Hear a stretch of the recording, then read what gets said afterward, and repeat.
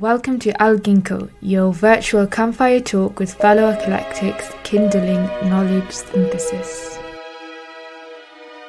Okay, now we're ready to go. Assalamu alaikum wa rahmatullahi wa barakatuh. Wa alaikum assalam wa rahmatullahi wa barakatuh. I wish to welcome you, dear brother Saeed from New Zealand, ladies and gentlemen. I have known brother Saeed now for probably more than 10 years. We met in Kuala Lumpur when I was there as a research fellow at the University of Islam at their graduate school called ISTAC. And Brother Saeed was a PhD student in finance and economics at the time. He decided to do his hijrah and move to New Zealand, set up a farm there in the beautiful mountains where they probably not far from where they filmed The Lord of the Rings. And so he's sitting out there amongst the trolls and the fairies and the elves and God knows what else. And the Maoris, Maoris, is that how they're called? In any case, I've been looking forward to this for quite some time because there are things happening in the world with regards, especially in the States, with regards to bank failures, and the economic crisis is growing, as according to plan, actually, of the elitists who are guiding us all with their carrots. Isn't that so? That's Yes. right. And there's two things I'd like to discuss with you here, brother. First is, what is your take on the current crisis, the fiscal crisis, banking crisis in America? And two, I have recently read a book by Mohammed Shadrul on the revision of Islam, and he makes some interesting remarks regarding Ribbaa, you see. And he says under certain conditions, Ribbaa is actually permitted, but it's it's not a strict prohibition. In other words, that there are some fees, some interest is permitted according to his reading of Islam. However, it's the exorbitant overcharging that Ribbaa is restricted. I'd like to get your viewpoint on that.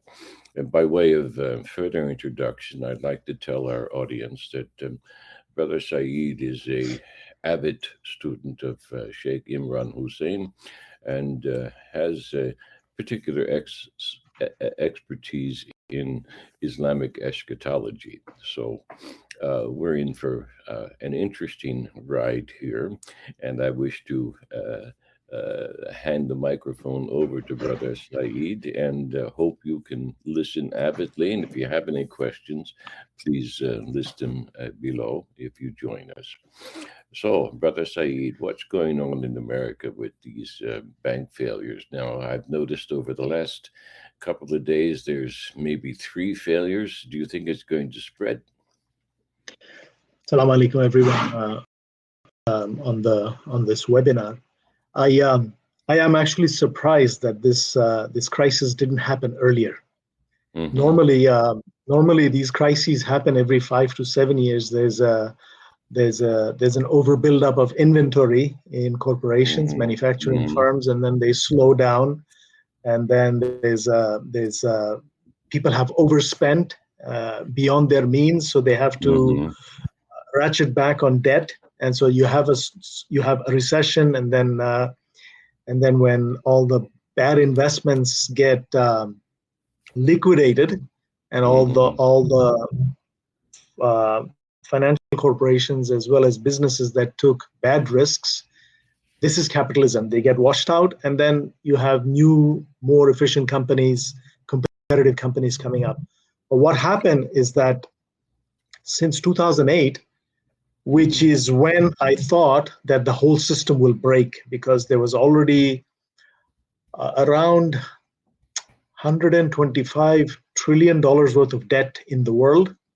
These are all the debts combined: corporations, consumers, government, as well as financial institutions.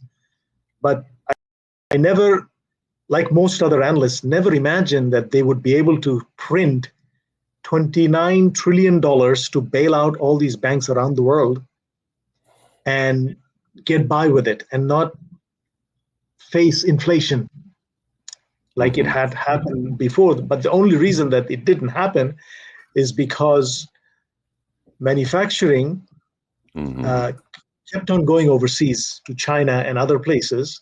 So we didn't face the labor cost increases, the demands for higher salaries due to inflation. And so they were able to keep this inflation low. But now, in the last year or so, they had to raise the interest rates because we are finally facing inflation, which their target was to keep it at 2%, but it's been galloping. Yes. So lately, it's down to about 6%, and the Fed doesn't have a choice. They're still behind. They need to be at least 2% above the inflation rate. So which means that they need to be at 8%, which is where 30-year bonds have always been, if you look back in history. So, which is the yield on the bond that they had to offer in order to entice investors to put their money into government bonds, U.S. treasuries. But now, what has happened with, aside from what the corruption that happened with FTX, Sam Bankman-Fried, which went belly up in November, all the corruption of money laundering that went through Ukraine and came back to the Democratic Party. Aside from that, that was not the first crypto exchange that went belly up. There was actually a previous hedge fund that went belly up. Its name is Citadel, which has probably happened in June of last year. So that was more of the canary in the coal mine that things are going to get worse. And so there's a guy named there's a fund manager veteran named Jeremy Grantham. He wrote a paper in January 2021, and he's very insightful. At that time he had been in the market for 47 years, financial markets. He said the title of that paper was "Waiting for the Last Dance." Beautiful title and beautiful paper, and he explained that he had been through he had been through at least 4 crises since 1987. And so he said, this is no different, even though the mainstream media wants us to believe that this time it's different. And he laid out his thesis, and he said, we are not that far away. Actually, he expected the crisis to happen last year, 2022. So which did happen, which was brewing.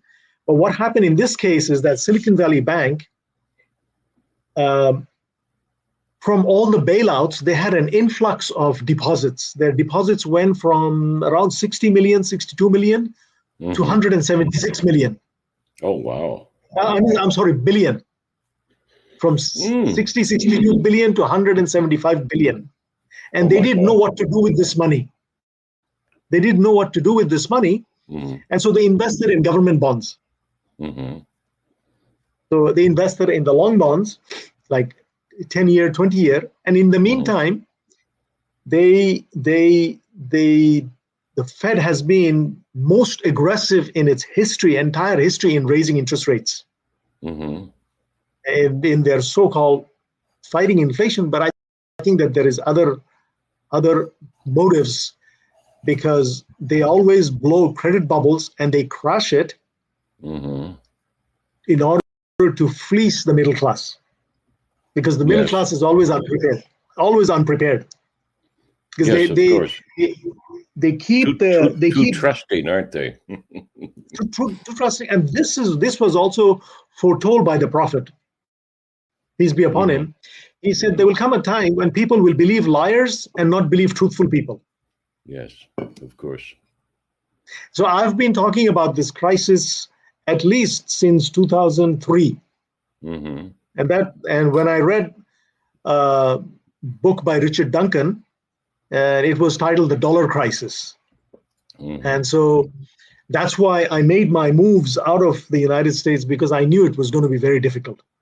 That when the US dollar loses its reserve currency status, all this money, at that time it was estimated to be around $16 trillion that were overseas. All that money would flood home to the US shores and cause prices of things to rise dramatically. Yes. So I was, as I mentioned earlier, I was surprised that they've been able to delay this for this long.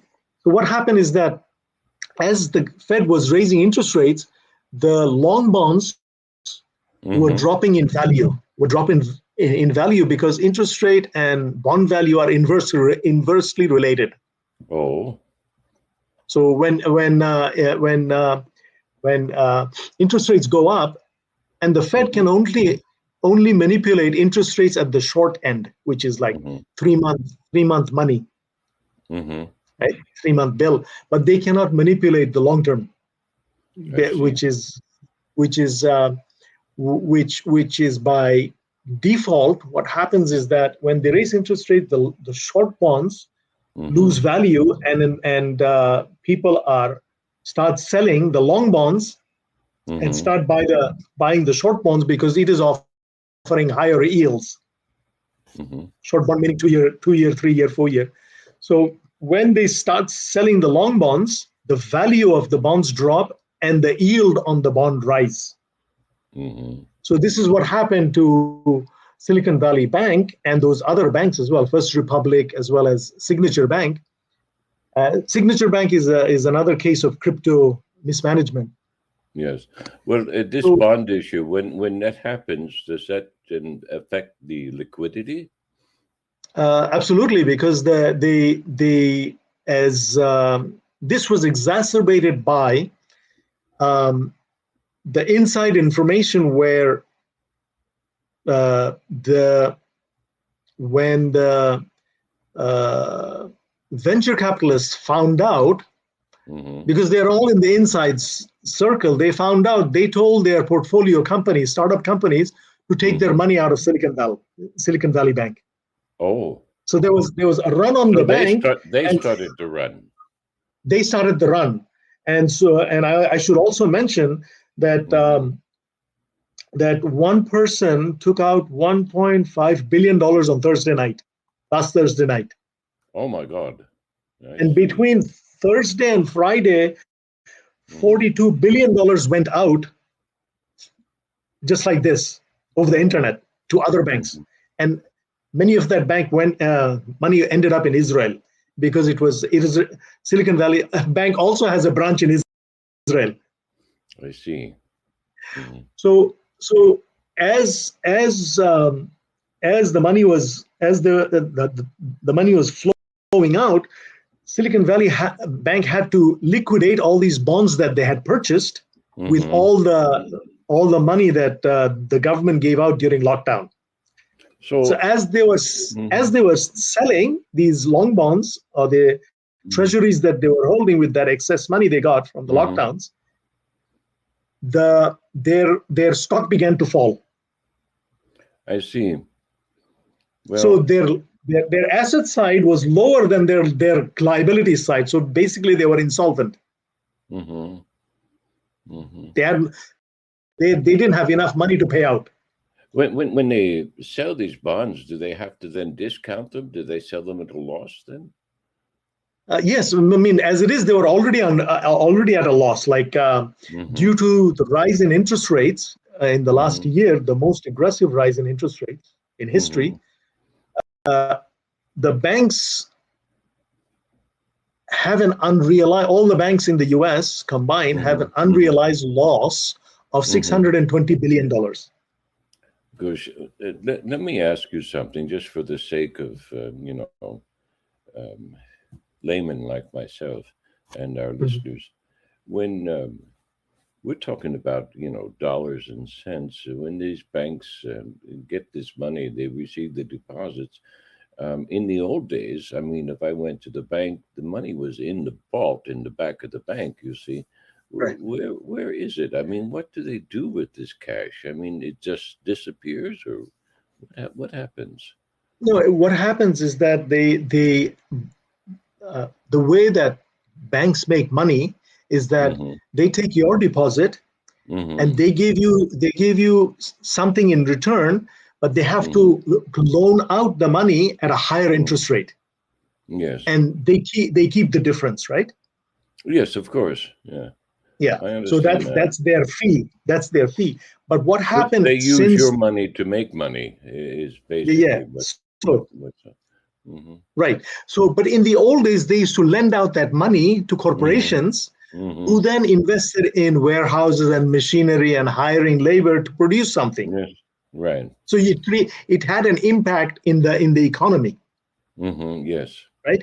But since 1999, Larry Summers, who was the Treasury Secretary at that time, I believe, Robert Rubin, who was the Mm-hmm. chairman of Citibank, Yes. and Benjamin Bernanke, who was the chairman, the Fed governor, chairman of Yeah. the Federal Mm-hmm. Reserve. Chairman of the Fed. Together Yeah. they colluded. Together they colluded to remove the barriers that Glass-Steagall Act of 1933 Yes. created to separate investment banking from commercial banking and Yes. Yes. insurance, I right? remember that So case. Yeah. since then, since they removed that barrier, that was actually meant to protect the consumers and the economy from imploding.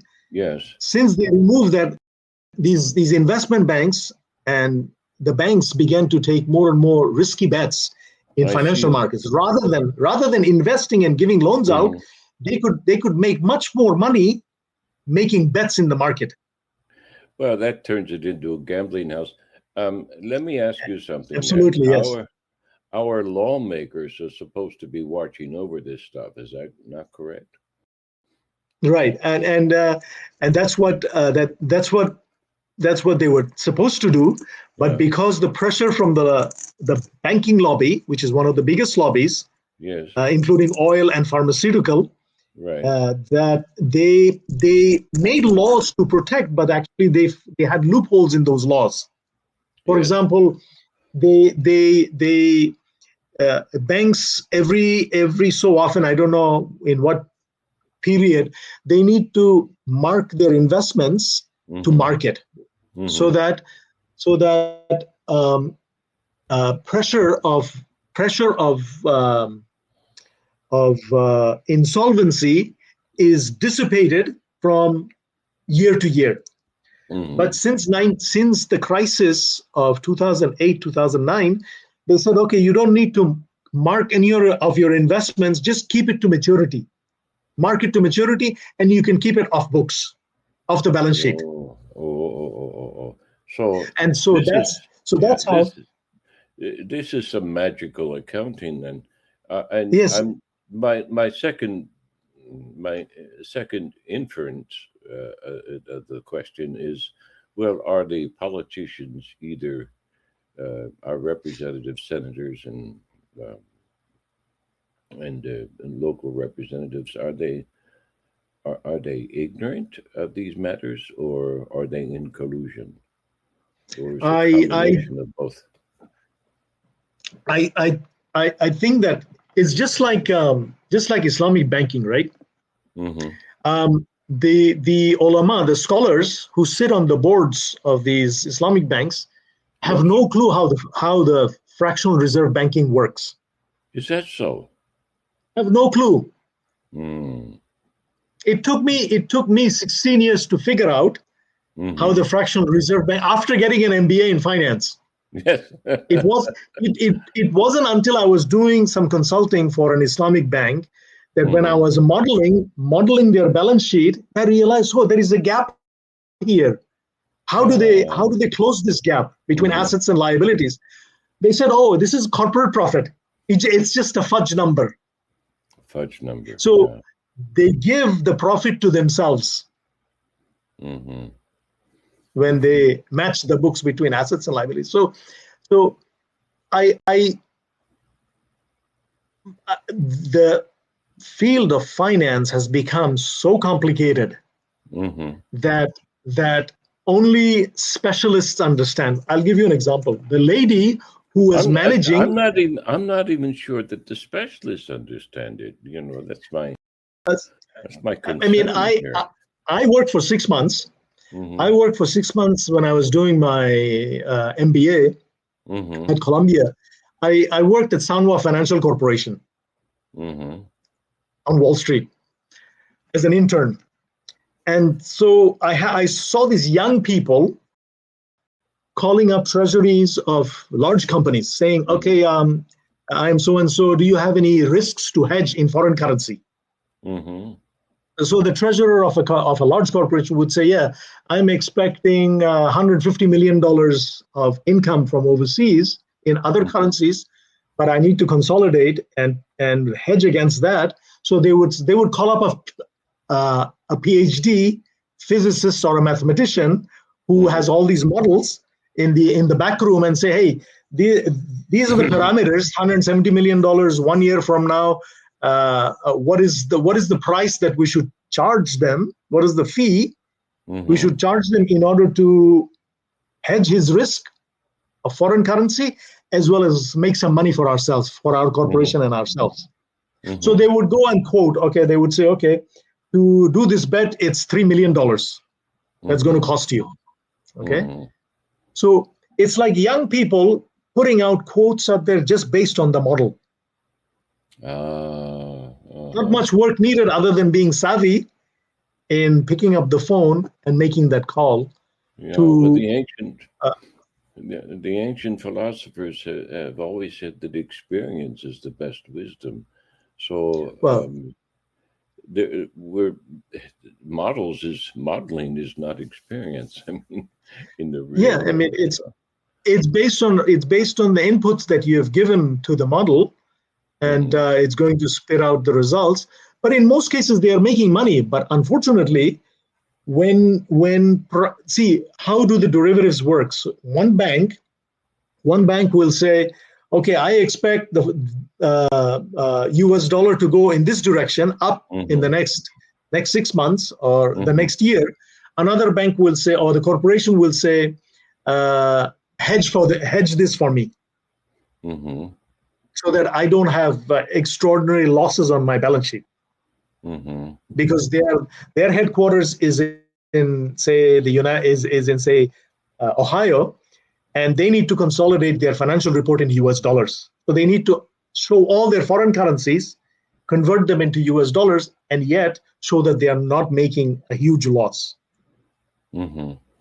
Okay, so all these bets, they work fine when things are normal.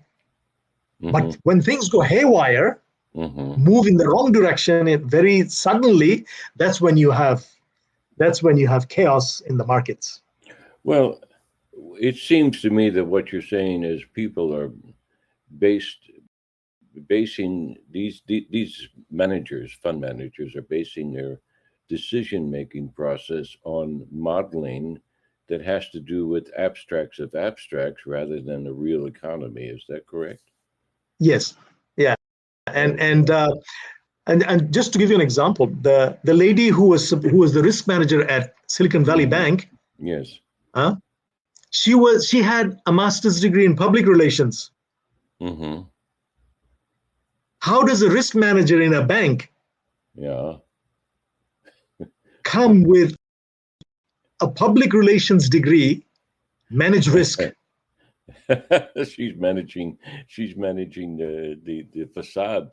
She's not. And for 9 months they didn't have a risk manager. For 9 months. Is that so? Well, that's irresponsible. I read somebody made a comment in one of the major news outlets the other day that they were actors. They were not real financial people on the board of this particular institution. They were just players, if you will, in some sort of a game, but not real financially astute individuals. So, savvy. Well, they were not savvy. Okay, so I have more detailed information. The guy who was the chief administrative officer at Silicon Valley Bank Securities, he was the CEO of Lehman Brothers in 2008. Oh, yeah. which went belly up. Yes, I remember that. Yeah. So how does this guy get another job when he almost took down the whole system? Well, it sounds like it's just a gang, and they're Yeah. just switching positions because all of this is to the advantage of those who manage the upper tier of this Yes. elitist scam, is what's going on. And So they just put people in position long enough, and in order to move the money where they want it in the end. And it's not just a thing of moving the money, because the money is not important. What's important is the opportunity that the money presents in order to obtain real assets. So right. as soon as they've got these things in position, they cause a crash. They're able to buy on a discount, just like the Rothschilds did the Bank of England, 200 years ago. So this is just the Exactly. same. This is the same scam over and over and over again. It's more sophisticated, Exactly. and the only people Exactly. that really understand it are not the PhDs and MBAs and PR people. They don't understand it at all. But the people who have arranged the mechanisms of the robbery, because that's what it is. It's a system of robbery. It's a system Yeah. of opportunistic thieves at the very Yes. top of the system. Which is why. Several, yeah, go ahead. Which is why Amschel Rothschild, Yes. he said, those who will derive benefit from the capital, they will not. You will not hear any complaints from them. And those who do not understand that the whole system, the banking system, is inimical to their existence, Yes. they won't even complain. You won't even hear any complaints from them. Yeah. Until now, Yeah. until now, where the whole system is being brought down. It's a managed implosion. Well, how quickly do you think this is going to spread, this failure in California? Just to go back to your question about the elected officials, I Yes. believe that they receive inside information on stock investments. Like when a company is going IPO, they receive information, so they are the first ones to invest, and their investments skyrocket within 1 or 2 years. So they have no interest in regulating the financial industry, but they only do cosmetic changes to keep the masses appeased. Yeah. Well, that makes sense. And the bankers find loopholes to get around them. This inside information they get, this is the form of a bribe, then, is it? Yeah, it's definitely, and also the investigation. For example, during the .com bust, they tried Martha Stewart, right, for some stock fraud investment. Yes, I remember. She actually went to jail over that. I remember. Yeah. Did she? Yeah. Same thing with Bernie Madoff. Yes. He's a small guy compared to the bankers. Was that so? Wow. He's a very small guy compared to how much the bankers steal. So they will put up these shows that they're going after people. These people have no significance of the impact of their fraud on society. But what the bankers have done has a huge significance on society. Yes, of course. And this is why, coming back to your original question about what you read about this person who said, "Oh, a little bit of interest is okay." Okay, yes. But what happens over time? Yes. Because debts never get. It says in the current system, they never get paid off. It just keeps increasing until the whole thing implodes. Like the U.S. Congress has raised the debt ceiling for the government to 51 trillion dollars. Yes. Right? They went from $31 trillion to $50 trillion. Just like that. Just like that. And when this collapse happens, they will print like you have never seen. That is the reason they are getting ready for. Aside from the war, to be able to finance the war, they are getting ready for the implosion of the US dollar, implosion of the banking system, to bring in UBI, and then they can spend whatever they want to. Once the masses are appeased, they are getting their food, the crumbs. They're getting their crumbs. Yeah. So little bit of that. That's why interest has to be nipped at the bud. I see. So you're a strict no riba thing then, right? No interest. Absolutely. At all. No interest at all, because you don't know. See, we have reached a situation where once this thing collapses, I believe it's going to. One person said I forget his name. His name is Metzler, something Metzler. He said, watch, bank runs in Europe on Credit Suisse will start on Thursday. On Credit Suisse. Yeah. Credit Suisse is the second largest bank in Switzerland. And it is one of the 28 globally systemic important banks. So that's going to happen today. It's going to, their stock already fell below $2. And this is, we have seen when Bear Stearns stock fell below $2, the company went bust. And that was in 2008. Yeah. That was in 2008 March. Yes. 2008 March. Yeah. Oh, so we're having an anniversary, are we? Amazing. Have you forgotten the Ides of March? So this is where we are now. Is that and also I'm actually a little bit jittery because Middle East weather is good in March, early spring. Early spring, Middle East weather, and this is when they attacked Iraq in 2003. And I suspect that that Israel will attack Iran in the next few weeks. China just brokered some sort of peace agreement, didn't they? Which was shocking for me, because I thought Saudi Arabia was always in the pocket of Israel, which is a good sign. And that may be the reason why Israel was seeking airborne tankers from the United States in order to be able to fuel their jets all the way to Iran and back. Because they would not, I suspect that they were doing that because they foresaw that they would not be able to land in Saudi Arabia to refuel. Well, let me ask you this. Is Iran really that much of a threat, or is this just all magnified somehow? I mean, they have long-range missiles now. Not long-range, medium-range missiles that can reach Israel. Right? So it is a threat, but we don't know, like Sheikh Imran says, we don't know what new technologies that Israel might have that will totally overwhelm Iran. Well,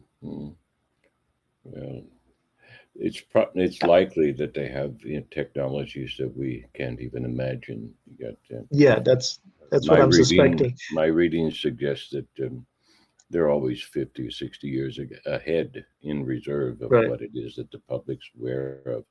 So now let's get back to a small question now. What can the little guy on the street do? Let's just say he's got maybe $100,000 in the bank, his local bank. How safe is that money right now? If you still have your money in the bank, I will call you a fool. After seeing all the machinations that the bankers have done, you should have been out of the banks a long time ago. And only keep the money that is required to pay the bills. All savings should be in gold and silver. Okay, all savings should be in gold and silver. and more so in silver for the small guy. Mm-hmm.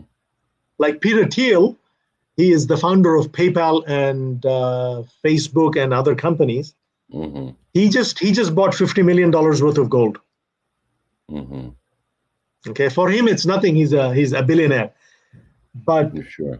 even if you have, for the big guys, I think I mentioned this in my previous discussion with you. The big guys always keep 3 to 5% of their money in precious metals. Mm-hmm. Because this is in Switzerland. Because when the system implodes, these things appreciate enough to compensate to balance their portfolio, to preserve their wealth. Yes. Mm-hmm. Okay. For the small guy, I say silver because silver has been so manipulated for at least 170, 180 years since since the Opium Wars with China. Mm-hmm. Yes. And there's a guy named Bixweir, Bixweir on YouTube, and he gives a good summary of why silver is the most undervalued asset in the world today. Mm-hmm. So both him and I expect silver to go 100 times in the next crash. Mm-hmm. More so because he thinks that there is a huge amount of gold in the Grand Canyon, which is the reason why they declared it as a national park in 1938 to preserve that until they need it. I see. So that means the gold belongs to the government. Is that correct? Gold belongs to the government, and it will come out in times of crisis. But for silver, all the silver that's been mined has been used up, and to recover the small silver from your cell phone and the solar panel, it's too expensive. Yes, I see. Too expensive. So when silver will go, when gold goes to, there's a guy named Charles Nenner. He's a newsletter writer. He used to work for Goldman Sachs.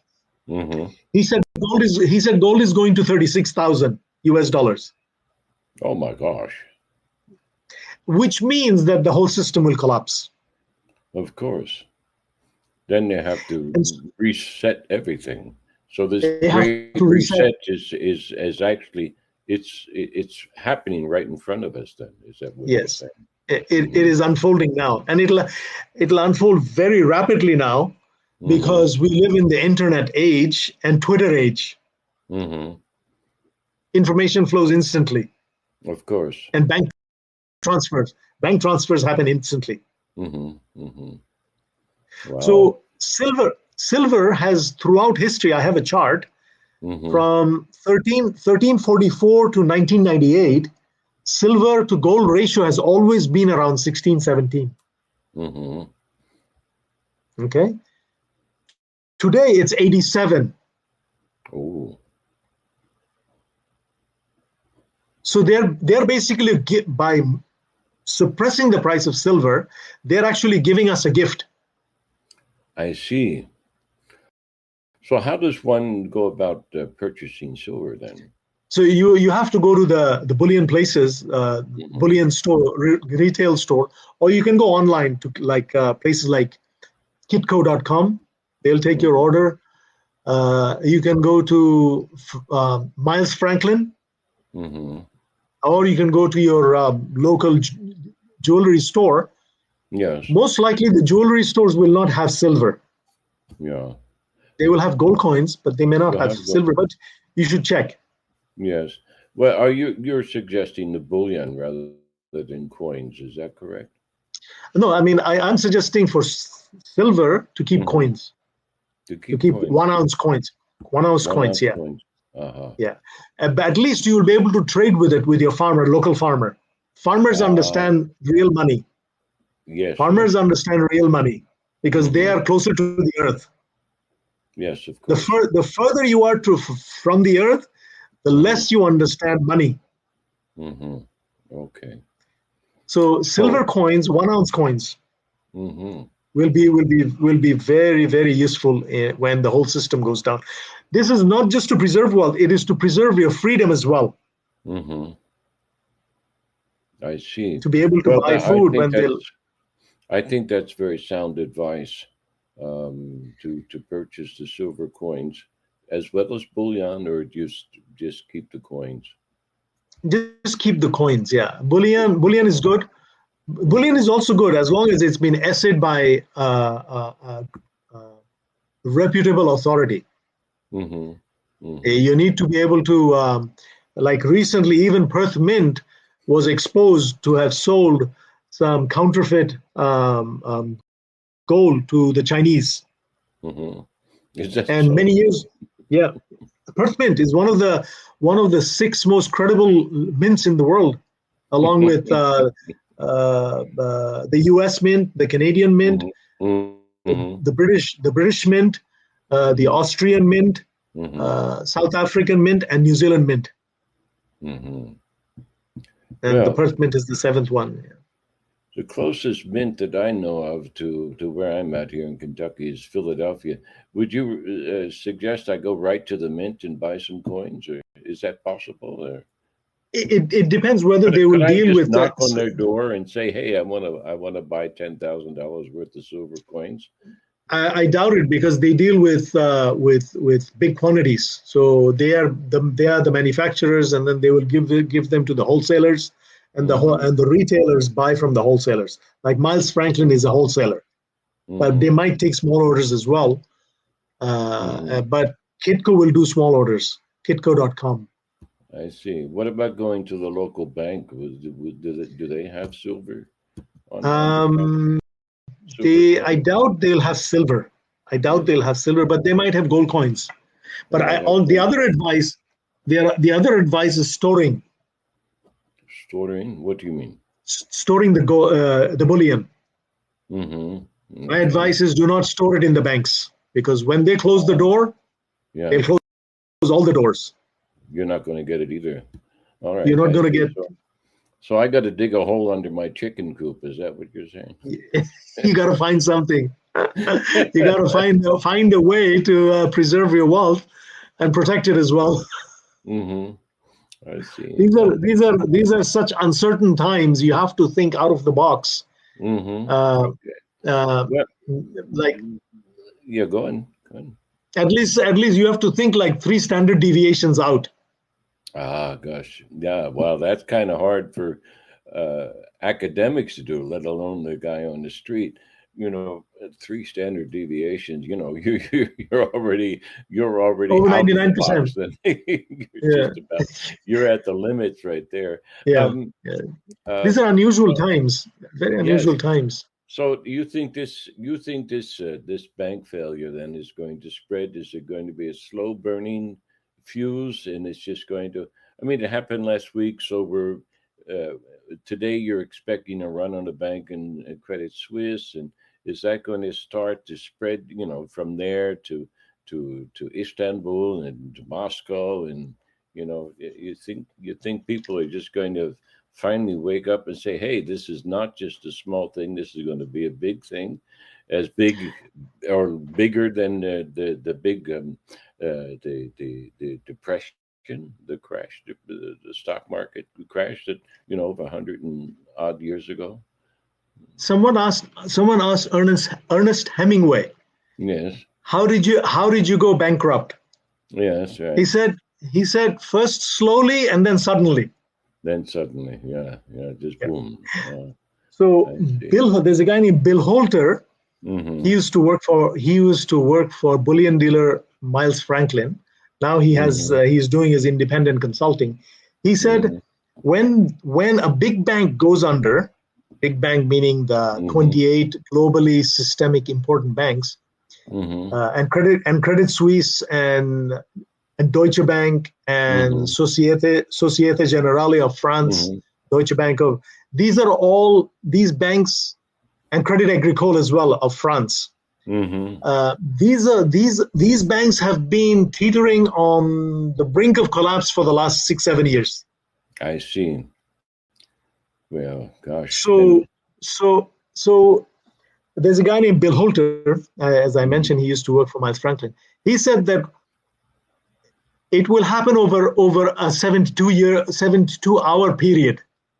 Oh, Over a wow. weekend, it'll Mhm. just information will flow so rapidly that you will see one domino falling after another one. It's going to be pretty quick then. Let me ask you something a bit more specific here with respect to the small guy. Let's just say, okay, when I'm living on Social Security, I have my retirement that I paid in for God knows how many years, and now I'm getting some of that back on a small monthly check. So let's just say, okay, well, I have money going into the PNC Bank, which is one of the amongst the top 10 here in the States. Is my Social Security checks going every month there?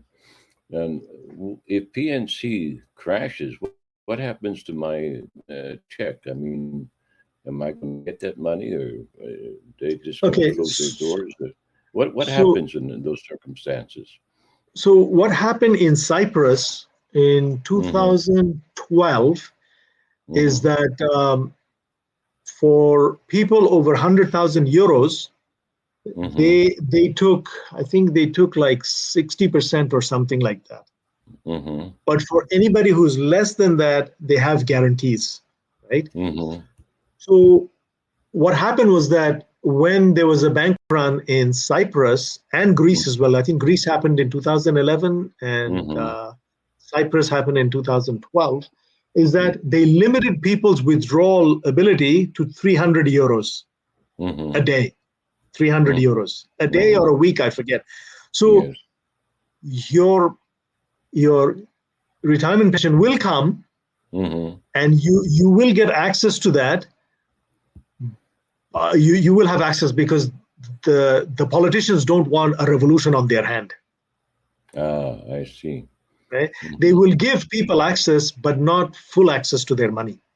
I see. Okay. And that's the reason why you don't want more than what you need to pay bills with in the bank account. Yeah. The FDIC insurance is something that is supposed to insure deposits up to $250,000. But I read that, they can't do that. It's just a statement. They really don't have the funds to do that. Is that so? FDIC 2 months ago had a meeting discussing exactly this, that how do they control damage control and message the public so that there is not a run on the bank. Yes, right. FDIC only has $128 billion against $9,500 billion in deposit in the United States. That's only 1.27% of all the deposits. How do you ensure? It's not possible. Not possible. So the fact that they bailed out the billionaires who had more than $250,000 in Silicon Valley Bank and Signature Bank, they're doing it to keep the confidence game going until the big guys have taken their money out. And that takes some time, does it? Yes. Just like the Silicon Valley venture capitalists told their portfolio companies, startup companies, to take their money out. So this is just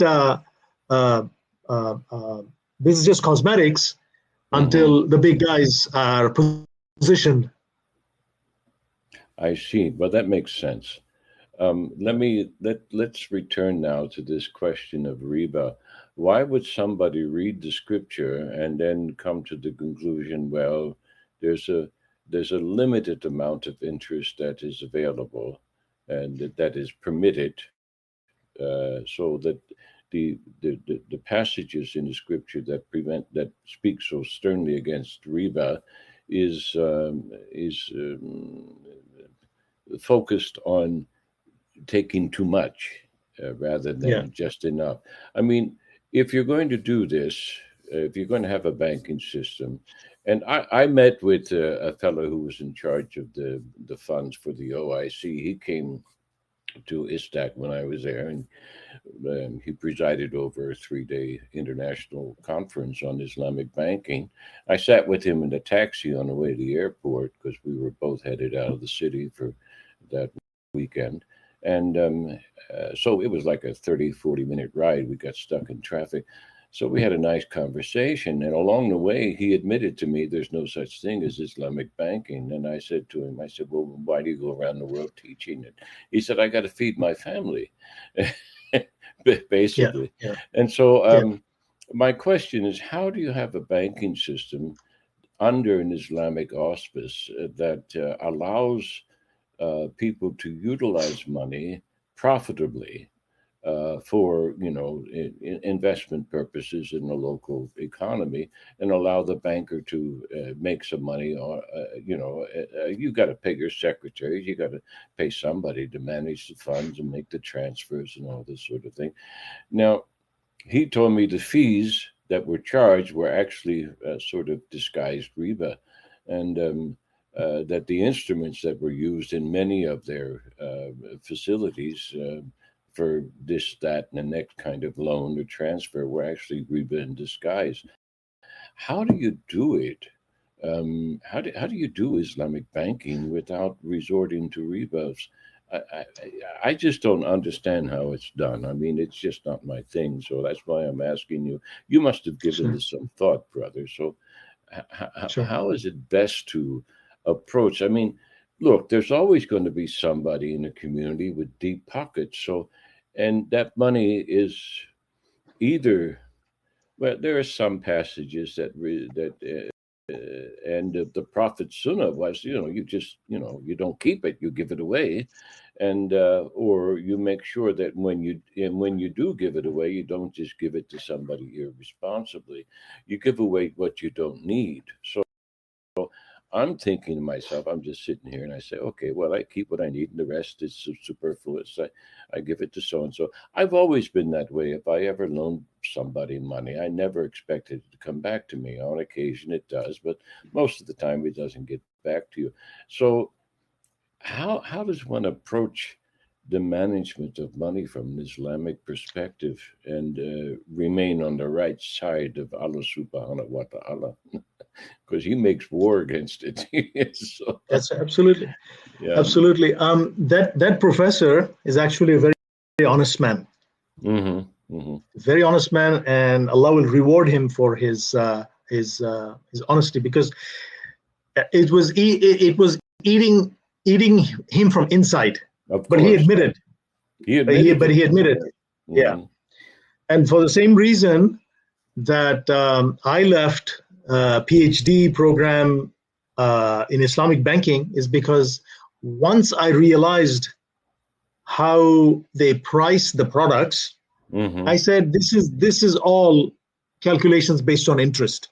Yes. Which we did in MBA,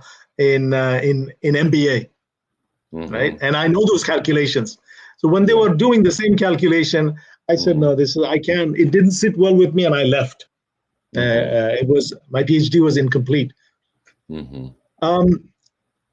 There was a brother from Holland. He wrote a book, Commercial Banking in Islam.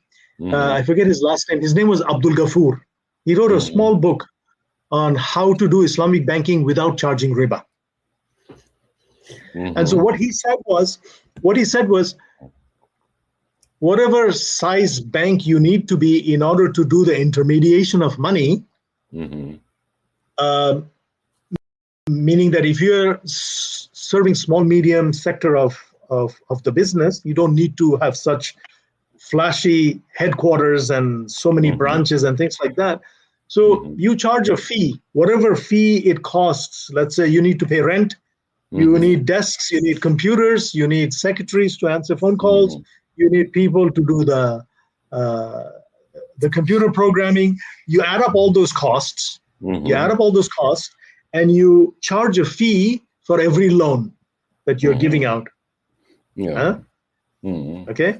And so this is how, and then whoever is putting the money in, and whoever is doing the business, you set up the contract for profit sharing.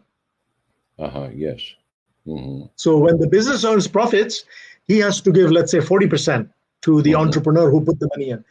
And maybe you charge, the bank is charging maybe 3-4% out of that 40% to pay for its expenses. Yes. That's how you do it. And this Yeah, this yeah. book Mm-hmm. this book was written by Abraham Udovich, a And Jewish professor. this is based A on an Jewish actual model. Yeah. Mm-hmm. no, a Jewish professor writing about profit and Mm-hmm. loss sharing in medieval Islam, Mm-hmm. how they did it. Mm-hmm. It's a fantastic book. I had to wait for like 10 years to get this book. Is that so? It says Wow. Partnership and Profit and it's a very old book from 1970, Princeton University Press. Ah. Oh, see. Wow. That's got to be a Classic. special addition to your library then. Goodness me. It's a classic. It's a classic. And this is Well, who's this going is to read it besides you and the sheep out there in New Zealand? Who's going to read it, brother? see this is the problem. This is the Yeah. problem is that we Muslims stopped thinking. Mm-hmm. Sheikh Imran says 300 years ago. Allama Iqbal said 500 years ago. Mm-hmm. Yeah. And Yeah. we just accepted everything that the West has given, Yeah. and we know that the West has been hijacked for a long time. Yes, it has. Yes, it has. Huh? Yeah, I have that on good information from other sources. I've had some people write to me. For example, I had a genuine Freemason write to me some 10 years ago while I was still in Kuala Lumpur. Now, this is a fellow who's a Freemason according to the Kale Gypsy legacy. And Yeah. these guys they come out of Khorasan.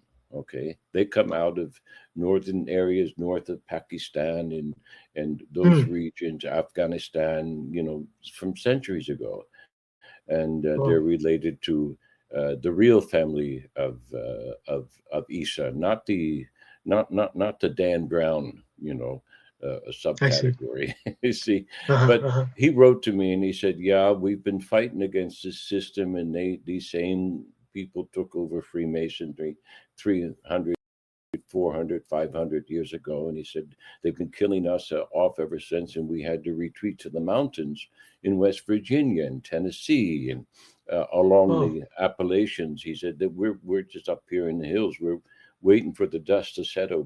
They're just too strong, and everybody's too stupid, and yeah, they're all yeah, saluting their flags, and there's not much we can do about it anymore. exactly, And exactly. he said pretty much the same thing, that round about this time when this Jewish fellow wrote this book, those mechanizations that coming out of Venice and the other influence on banking, and not just the Templars. The Templars were actually quite genuine in their war, and they set up the banking system against this system, which was based on sounder principles, and they were destroyed by the Merovingians who had taken over. So, and they had been corrupted. So the Templars went into hiding. They're not the Freemasons that we think that they are. You see, so all of those organizations have been corrupted. So I have it on personal correspondence with this person and a few others, that what we're witnessing here is the beast, that's Mm. spoken of, that is Yes, supported by the sea. It sits on the sea. The beast is the Dabal, the unredeemed nafs, if you will, that's organized itself into evil. And as you just said, the Muslims, as well as a non-Muslim, are just following this thing. The middle class is mm, just trusting in these yeah, politicians who've been bought up, by one system of bribery or another. It doesn't make any difference. And so right. this whole thing's going to come crashing down, and that's what we're discussing now.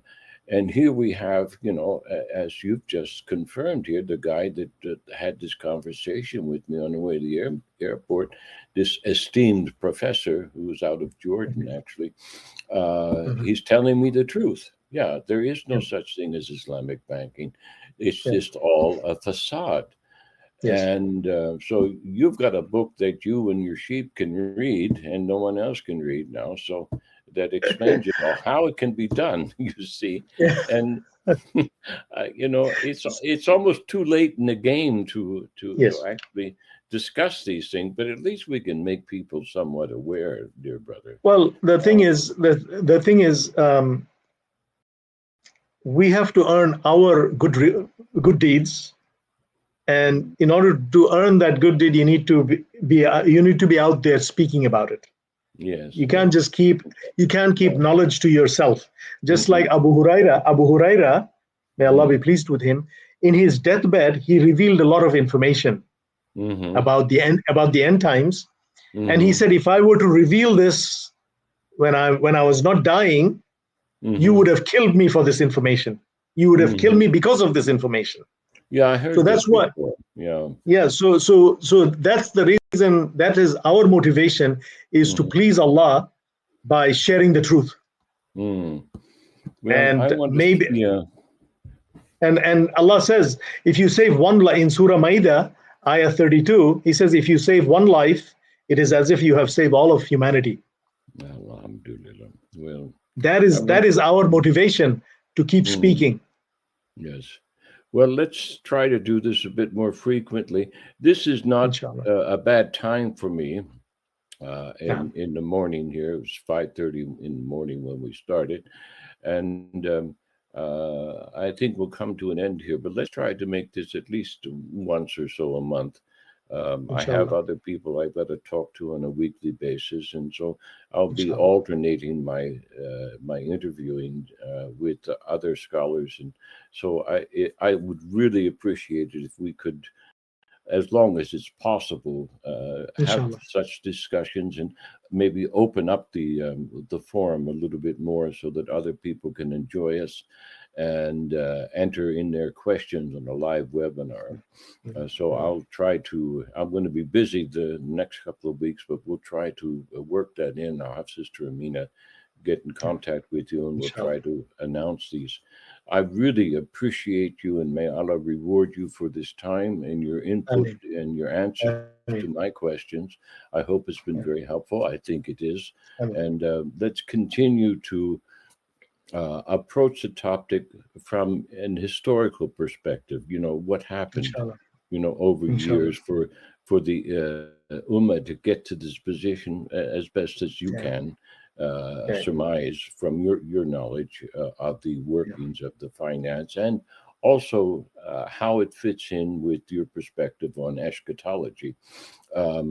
I really do appreciate your time here, brother. Thank you so much. Thank you. I just want to say a few words. It's actually a pleasure for me to have this discussion with you, because you have deep knowledge of the occult and how that fits in. And also the fact that you ask poignant question about what can the ordinary person do to prepare for the tough times that are coming. These are the times that are coming is unimaginable. I can't imagine how much people will suffer and how many people will lose their faith when they are hungry. Yeah. Where is the God of Muhammad? Asking that question. Yeah, exactly. Because we were given this information. Yes, we were. Not as an entertainment or just for memorization. No, we were given it for a reason. Yes, for a reason, and that was for a reason to preserve faith in whatever halal way you can do. And to preserve faith. Yes. Preserve the so seed. Thank you, and thanks to Sister Amina as well for organizing. Thank you. Until next time, brother. Wassalamu alaikum wa rahmatullahi wa barakatuh. Wa alaikum assalam wa rahmatullahi wa barakatuh. Thank you.